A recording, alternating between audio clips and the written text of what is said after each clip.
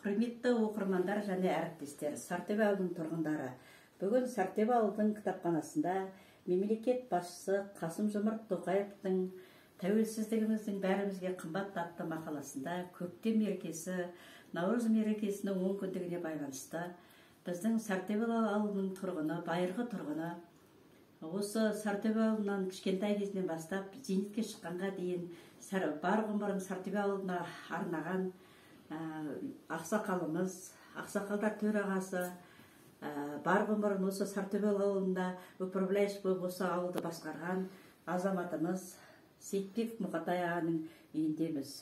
Бұл кісі өзінің отбасының шежіресі және өзінің елі туралы шежірені айтып береді деген үміттемін. Ал Мұқатай аға, сіз бүгінгі салт дәстүрді жас ұрпақтарға деген қандай алғысыңыз бар, қандай өнеге айтуға айтасыз мына шежіре туралы? Мен Сейітбектің баласы Мұқатаймын. Мұқатай әкем аты Сейітбек. Сейітбектің әкесі Кәрбай. Әкем Отан соғысына қатысқан 40-шы жылы. Екінші группада лимайт болған. Ол күсте әкем көп жыл жаңа Сартөбе Бөрбай ауылында көп жыл қой сиет бермесе, қой көрмесе істеген. 51 жылға шейін.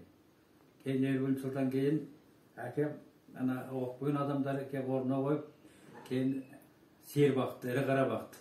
Ірі қарада 8 жыл істеп, соны пенсияға шығып келді. Соның баласымын мен.